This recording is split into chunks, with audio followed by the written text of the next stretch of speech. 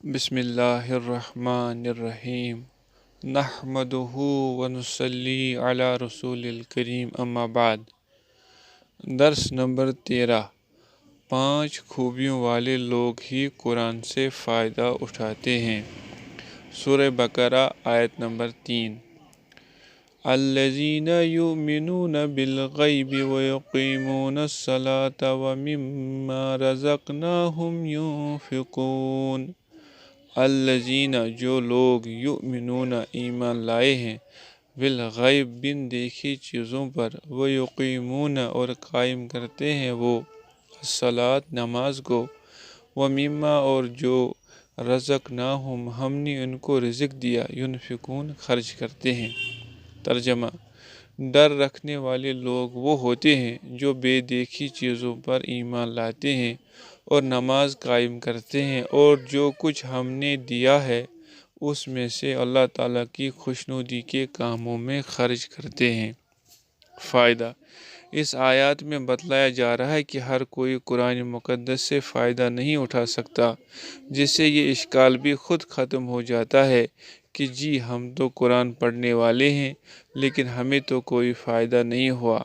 अगर आप कुरान मुक़द्दस से फ़ायदा उठाना चाहते हैं तो ये 5 सिफ़ात अपने अंदर पैदा कीजिए, जिनमें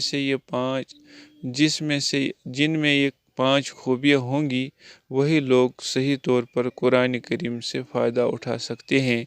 3 खूबियों का ज़िक्र आज की इस आयत में है, 2 का ज़िक्र अगली आयत में।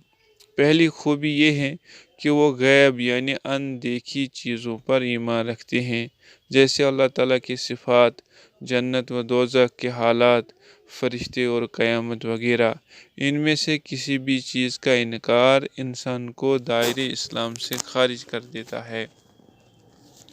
दूसरी खूबी ये है कि वो नमाज को कायम करते हैं। बदन से ताल्लुक़ रखने वाली इबादतों में नमाज सबसे अफजल इबादत है। यहाँ पर ये बात गौर करने की है कि अल्लाह ताला ने नमाज पढ़ने को नहीं बल्कि नमाज कायम करने को कहा है। कायम करने का मतलब ये है कि इसके फ़राइज़, वाजिबात और सुन्नत व मुस्तहबात की रियायत के साथ हमेशा वक्त पर अदा किया जाए। नीज़ समाज व माशरे में इसको रवाज दिया जाए ताकि सभी नमाज को कायम करने वाले बन जाए। माशाअल्लाह हम नमाजी तो हैं, पाबंदी से नमाज पढ़ते हैं, लेकिन क्या हम नमाज को कायम करने के हुक्म पर अमल करते हैं? नमाज पढ़ना और है, उसको कायम करना और है। जैसे दुआ पढ़ना और है, दुआ मांगना और है।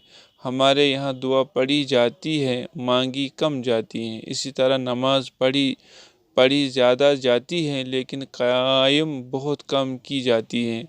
नमाज को कायम करने का मतलब ये है कि उसको खुशू व खुज़ू और पूरे फ़राइज़ व आदाब तक की रियायत के साथ अदा किया जाए। अब हर कोई अपना अपना हिसाब कर सकता है कि बचपन से 55 के हो गए मगर आज तक नमाज के फ़राइज़ व वाजिबात तक हमको याद नहीं, और नमाज की सुन्नत व मुस्तहब का तो पूछना ही क्या। नमाज तोड़ देने वाली चीज़ें क्या क्या है और किन कामों से नमाज का सवाब कम हो जाता है, क्या हम इन चीज़ों से वाकिफ़ है? ठीक है, हम जानते नहीं, लेकिन क्या कभी हमने सीखने की कोशिश की? जब ज़ाहिरी चीज़ों का ये हाल है तो बातनी चीज़ों का क्या हाल होगा? खुशू व खुज़ू को हम में से कितने जानते हैं, और जो जानते हैं वो इसको हासिल करने की कितनी कोशिश करते हैं? इसमें हमारे पास पासिंग नंबरात भी नहीं हैं, और जब सबसे अहम इबादत नमाज की हमने ये गद बनाई है तो दूसरी इबादतों का क्या हाल होगा? तीसरी खूबी ये है कि वो अपने माल से अल्लाह ताला की राह में ख़र्च करते हैं, जिसमें ज़कात और खैरात सब आ जाते हैं। यहाँ भी ये बात गौर करने की है कि अल्लाह ताला ने फरमाया, जो रिज़्क़ हमने दिया है इसमें से खर्च करना है। गोया बता दिया गया कि माल के असल मालिक हम हैं, तुम सिर्फ़ खजांची की तरह हो, जहाँ हम कहे वहाँ पर खर्च करना तुम्हारी ज़िम्मेदारी है। لوگوں کو یہ مغالطہ ہے کہ رزق صرف کھانے پینے کی چیزوں کو کہا جاتا ہے۔ یاد رکھے، رزق سے مراد صرف مال و دولت ہی نہیں بلکہ ہر وہ نعمت ہے جو جسم و روح کی پرورش میں مددگار ثابت ہو۔